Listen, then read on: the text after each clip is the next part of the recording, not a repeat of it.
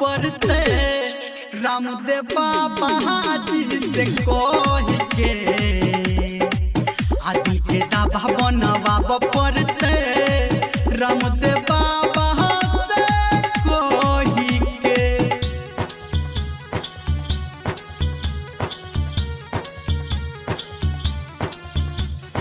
DJ Manish Raxaul.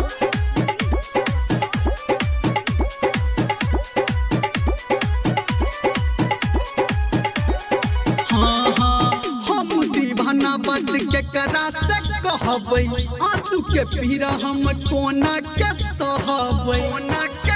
हाँ हम दीवाना बद के करा से कहबै आंसू के पीरा हम कोना के सहबै। जकरा चलते है सब कुछ केलो ओकरा नजर में हम गिर गेलो। मन के गिरल ई दीवार हमर ढहि के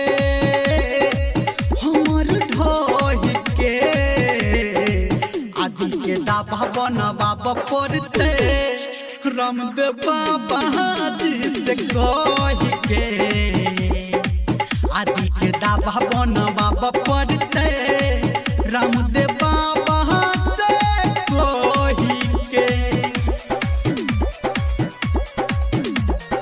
अभी आप सुन रहे हैं सावरिया म्यूजिक। डीजे मनीष रक्सौल।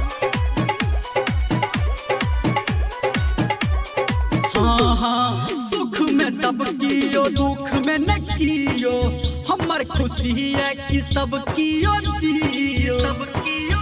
हाँ सुख में सब कियो दुख में न कियो हमर खुशी है कि सब कियो जियो। धर्मेंद्र कहैया आई बड़ी मुश्किल छै जुदाई याद आवे हमरा ओकर रही रही के